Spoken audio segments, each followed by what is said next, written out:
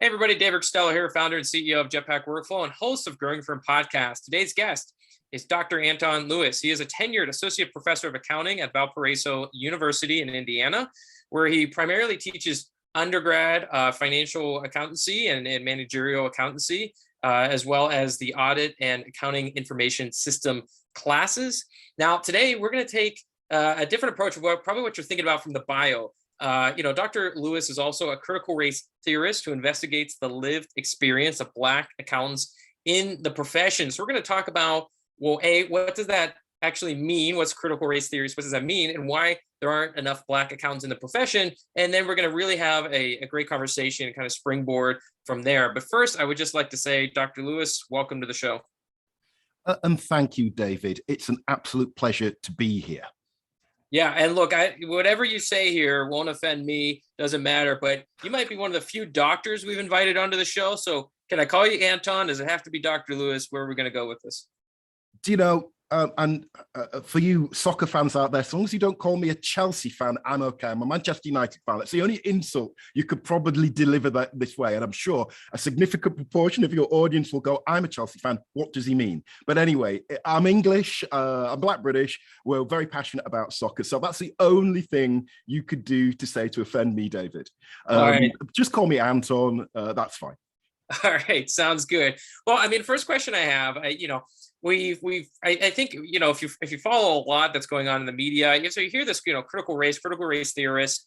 Unpack that a little bit for the audience. What does that mean? What's that mean to you? And then we could talk about the profession at large as it relates to the Black lived experience. Yeah. Critical race theory, there's a lot of noise about it right now and lots of hair pulling to kind of call it that. Critical race theory, I would define it, is simply acknowledging what I believe to be a truth, that race is a feature of our lives. And we should look at that. We should deal with it. We should talk about it. And in that regard, when we look at critical race theory, we're simply doing that. We're saying, let's accept the centrality of race and racism in our society. And then secondly, and most importantly, let's talk about it. In fact, let's do what we're doing right here, right now with yourself, David, and your audience out there. That is quintessentially, in my opinion, what critical race theory is at its very core. Yeah, absolutely. Well, I'm certainly no expert by any stretch of the imagination, but yeah, I do imagine that you put that phrase, you put it in the media, you put it in a blender, and it can really ignite people to be passionately opposed on some levels on the implementation of it, how it works across society, when you talk about it, how you talk about it. But I like to just keep things simple, and I appreciate your approach to the manner.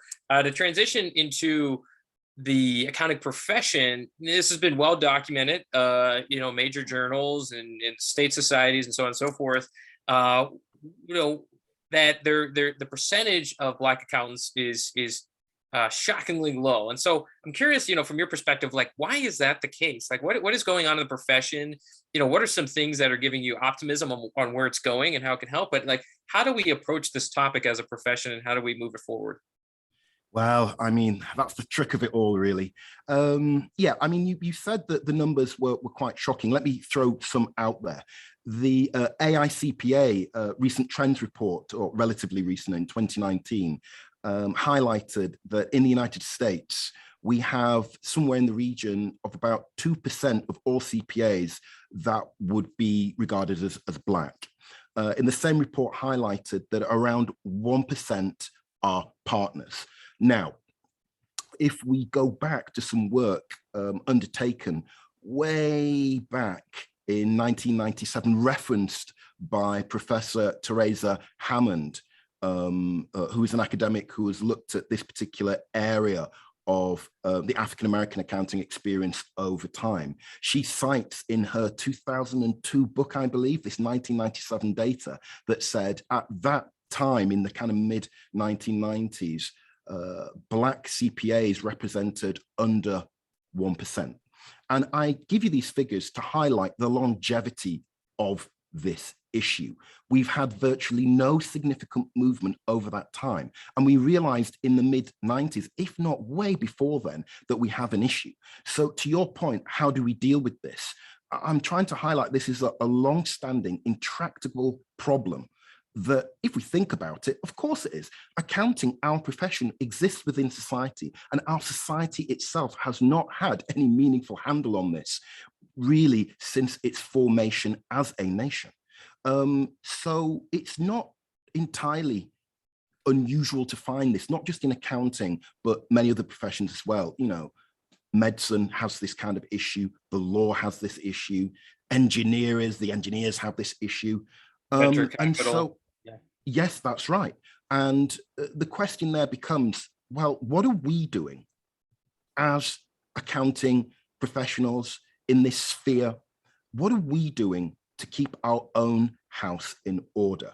And really, that's why I look to bring critical race theory as this lens that looks to centralize and focus the reality of race in our society and therefore in our profession, and simply say, come on, we need to talk about this, because I thoroughly believe that not just yourself, myself, many of my colleagues and your audience out there want to get a handle on this and try to increase those numbers, to try to make that experience better, not only for Black accountants, but all accountants of color. And in fact, actually, all those who might be considered different in our more traditional social settings.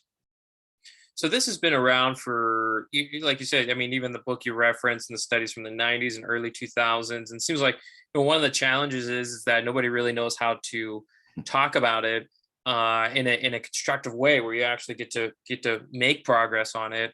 What have you seen? Have you seen anything in kind of recent light that is actually moving this forward? Or have you seen any examples of whether it's the university pipeline or anecdotes from firms? Is there anybody that you've seen as kind of a bright spot, or any tactical elements of saying like, we're actually making incremental progress on this? Yes. So given the recent moves, if you like, the recent furore around Black Lives Matter that has kind of moved as a wave around the world, that's kind of firmly put issues of diversity, equity, inclusion, particularly where African Americans and other people of color are concerned, on the accounting table, so to speak. And a number of big four firms in particular have, in a sense, really grabbed this and made some quite impressive announcements. First and foremost, PwC, the US chairman of PwC, Mr. Tim Ryan, has gone a long way in his efforts to bring issues of race and racism to the table and highlight that CEOs of Fortune 500 companies, other blue chip companies, other accounting firms have to get to grip with low representation and the racism in our society. This idea that if we ignore it, it will go away isn't good enough. And he actually has made some moves. In at least a couple of reports, he's taken the quite important step of benchmarking some of the racial stratification that exists within PricewaterhouseCoopers. There are issues with some of what's going on, but I may get to that later. But he has made some progress in this area. At the very least, he has championed this cause. And I should hasten to add that Tim Ryan, he's a white male. He is a white man at the top of one of the big four accountancy firms looking to say, we've got to change this. And in some of our CRT parlance, we kind of call that white allyship. And maybe I'll talk about that a little bit later. But the idea is that things can be done. Deloitte, another big four organization, has also made significant progress in this area. It has announced that it will put $75 million towards improving diversity, equity, inclusion, particularly for the African-American community and accounting in the United States. Its MADE program, which is, if I've got the acronym right, let me see if I can get this, Make Accounting Diverse and Equitable, I believe.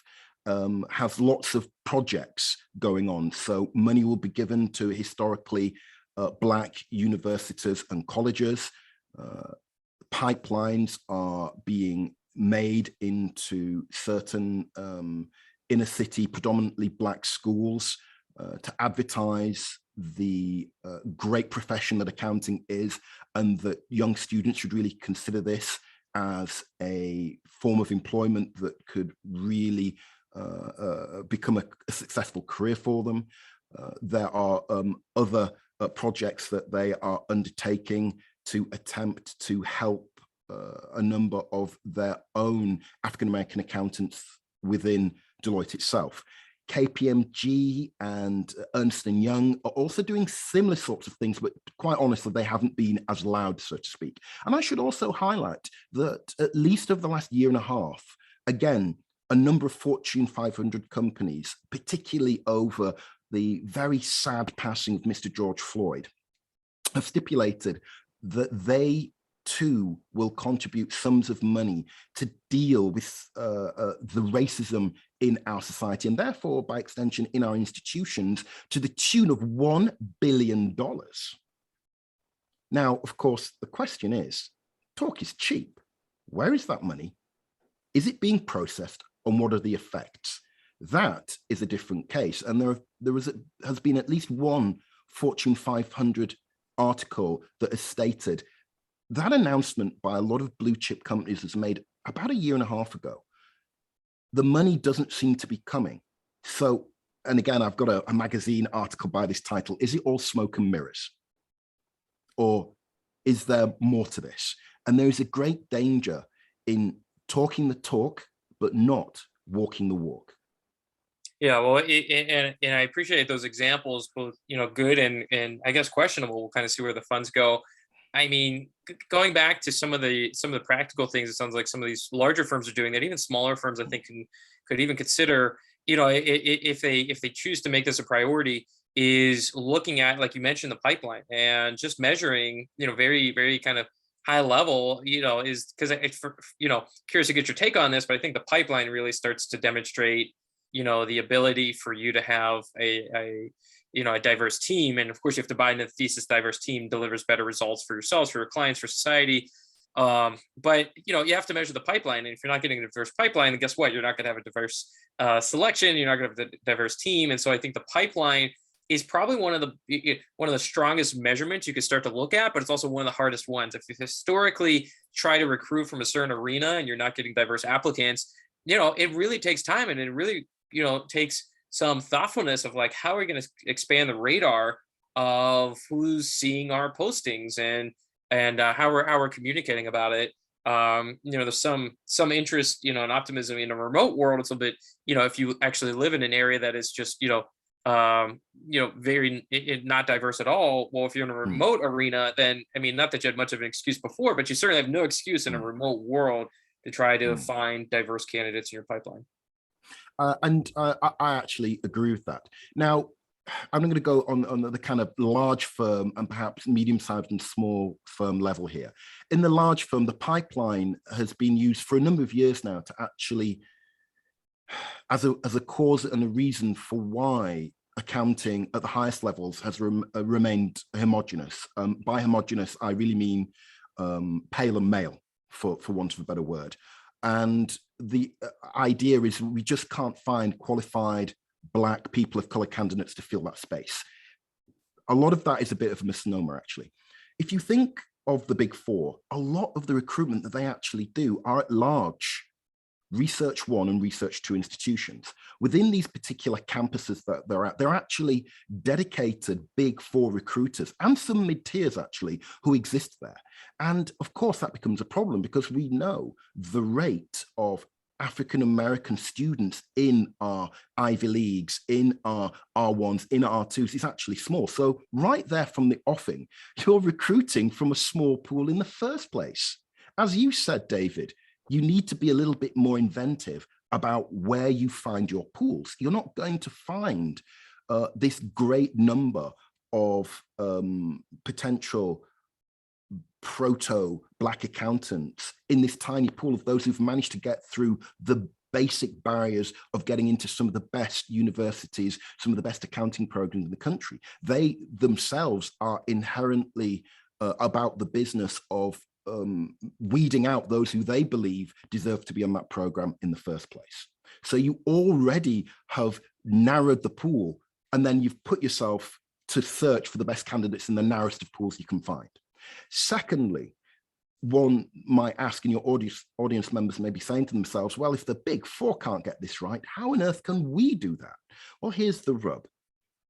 Not every person of color, proto-accountant, not every African-American Black accountant wants to be in a big firm organization. There are many mid-tier and smaller organizations that would suit them very, very well. They want that personal piece. They want to know who they're managing. They want to actually have a sense of doing the complete tax process, or the complete audit process, or the complete whatever assurance service process that you're giving.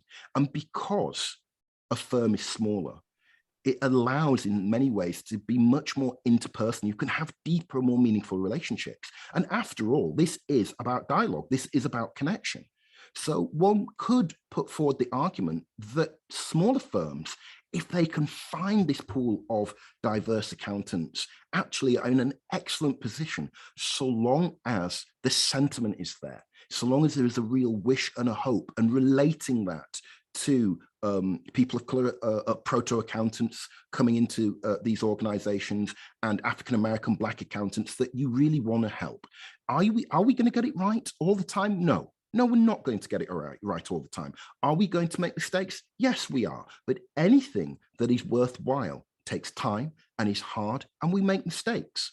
If the faith is there that we want to do more, and we want to be better, and we want to make our environments more diverse, we can make it work, but only together. Yeah, I don't want to highlight a point. It's, these are really challenging topics to talk about. And I think there's a lot of times where I think it's sometimes easier to put your head in the sand, because you're not going to come out and be perfect, right? You're not going to solve this for society, but if you can do something to incrementally make your own firm, your own practice a little bit better, that's the most important thing, because that's how it starts. I'll ask you a curveball question. We'll see how you take it, but critical race theory, we kind of alluded to it at the earlier part of the interview. It could be a very controversial phrase to throw around. As you've gone out of the industry, has it been well received? I mean, you've written for various journals, you've talked with various organizations. Is this something people say, look, we could talk about the Black experience, but don't bring up CRT, or they're like generally fine with it? I'm just actually generally curious how it's being received across publications. David, I have to be perfectly honest here with you. I exist as the wild man in the wilderness about this, right? If they want to talk, they've not spoken to me, right? I exist in the backwaters here, even with all of this, which in of itself is a really interesting thing, that given all the pronouncements I've just said, and given the general interest in the area, you have here an academic, and I am one of a number actually, who were not being sought out for our knowledge in this area. There's a big question as to why that is the case. I have some views on it, and I can maybe tell you maybe a little bit later in our discussion. But no, to your question, I'm not pilloried, to use that word. I'm not an outcast, because you have to have some sort of dialogue in the first place for that to occur. And that is perhaps my greatest fear, is that we in accounting haven't dealt with this. And it's a real problem, David, that you've highlighted. It's, and again, another intractable problem. You may be thinking that this is just a matter of not having dialogue with industry. It is as bad, if not worse, in accounting academia, where we really don't talk about this. And getting published on this is a real problem. Publishing often means tenure, which means if they're not going to take you seriously in the area of race and accounting, publishing critical race theory, editors go, this is not for us. We are not publishing. It can mean that you don't get tenure. You've got to be up and out of your institution. This is serious stuff. And there is a quietening of the voice around this area as something we're not interested, we don't want to deal with. And so that is a problem. Now, I've experienced this through most of my career, and it's a problematic.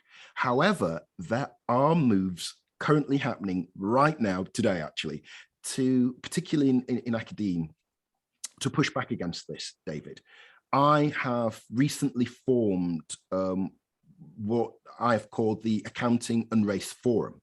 We are a group of international accounting academics that specifically examine the area of race and racism in the United States, in the United Kingdom, in Canada, in South Africa, and more are coming. We're a network that not only talk about these issues, but also write about these issues and begin to do things like actually challenge some of the diversity, equity, and inclusion policies being produced by the likes of the AICPA in the United States, or perhaps in Britain, the Institute of Chartered Accountants, England and Wales, where we can actually put our knowledge to work on these policies. And you would think, wouldn't you, that as these policies are formed, of course, they talk to experts in the field in academia about this. Why wouldn't you do this? They don't. No one has contacted us about it. I know, I've asked them, and there aren't that many of it in the field. And so there is a pushback. But this is a very, very, very recent thing, David. And again, there is another issue at hand, that if we're looking to really make progress in the area of diversity, equity, and inclusion, specifically when it comes to racial representation of Black accountants in the United States, we need a much more firm connection between industry and accounting academia in the area of critical scholars, look in the area of race, gender, diversity, difference. And we don't really have that connection in any meaningful way that I have seen over time. And until we do that, we will get what has effectively been, David, the modus operandi of equity work over, I would say, easily the last 50 or 60 years, which is we say something, nothing gets done. And to give you an idea of what I mean by that, just to be clear, the AICPA itself mentioned in 1969 that the lack of inclusion of African Americans in public accounting in the United States was a travesty. And they will work really hard at the time to change this. As the numbers I've just cited, the one thing that we can see with the standard way of doing things is that it has not worked. We need to try to do something different. So 2 follow-up questions there, and I want to also provide the forum if people want to reach out, connect with you, ask you questions, follow up. So it sounds like, and check my logic here, but you know, to start to make progress on this, you have to have a dialogue about this. To help find the right words, you need to have this kind of relationship between kind of academics that are studying the right way to, you know, maybe approach it, or various approaches to solve this problem. But then you need to have the kind of practical, boots on the ground. You know, how is this actually being implemented through the private sector, through these large firms, small firms, and that relationship and that bridge wasn't, you know, has essentially not been existent in the past. But you know, this is kind of one. This isn't the end all be all, but by having the right tools or better tools, the right language to start to approach this topic, you actually give yourself a shot at improving it, you know, at a very, you know, again, this is not the end all be all, but you can actually start making progress on it. Is that correct? And I agree. Yes, that is kind of correct. We've got to have the basic structure together, as you've just outlined it, there, David. However, there's something more fundamental than that.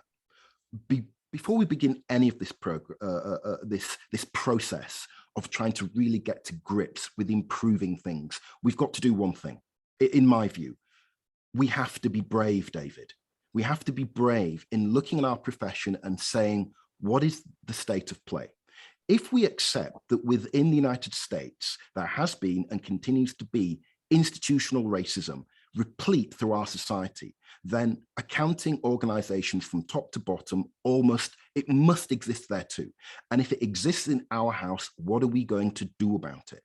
And that is a brave thing to say. Whether you're Deloitte or KPMG, or whether you are a sole trader kind of accounting outfit somewhere outside of a major metropolis, whether you're a smaller firm, it's a brave thing. And the bravery is admitting the state of play and then wanting to look to change. Because if we don't have that bravery, then we won't utilize the tools in the manner that you've just outlined and I've just outlined to begin to make real progress. And we also have to be honest. Even when we do this, even when we believe we're on the right path, this is a long journey. And we will get many things wrong before we will get it right. Another classic question, of course, would be, do you know what? Does it even really matter? Is another classic question that many people ask themselves. Does it really matter to my life in accounting? And there are many arguments about the business case for diversity, that the world is becoming more diverse, so it makes more business sense. But in a way, I put that to the side and suggest that's not the real reason why we should care about this. We should care about this because we care. We should care about this because we in the profession and elsewhere want a better society for all. I don't believe there's anybody in your audience or my fellow colleagues, academics that I come across who doesn't want change for the better. The real question is, how do we get there? And there's so much noise that we're not working together, honoring, valuing even oppositional views to this. Challenging the argument, but respecting the person who may be oppositional to our view and way of thinking.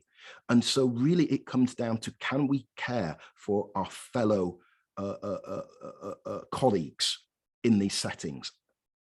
And Absolutely. that to me is where we need to be brave.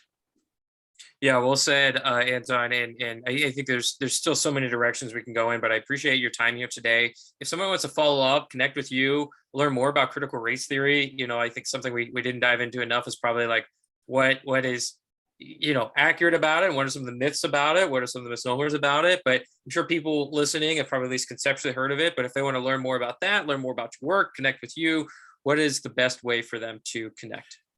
Well, I would say one of the best ways to connect with me is you can always drop me an email at Valparaiso University College of Business. My email address would be anton.lewis@valpo.edu.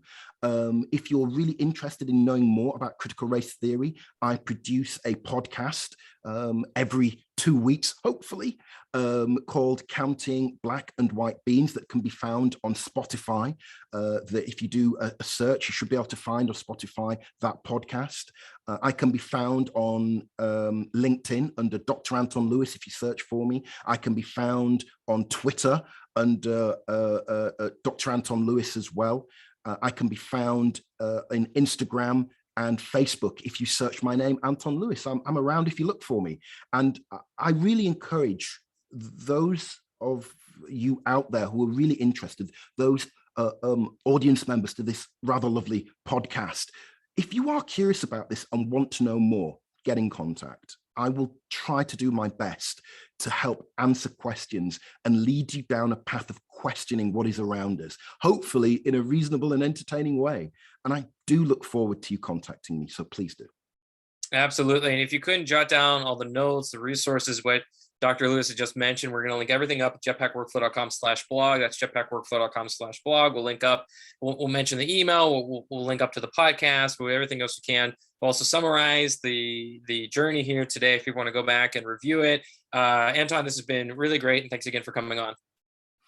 Thank you so much, David, for having me on. It's been a pleasure to talk to you today. Thank you. Yeah, thanks so much. And if you're still listening, leave a review, help us get the word out. And if you really enjoyed this interview, share it with a fellow firm owner that needs to spark conversations like these at their firm. Thanks again.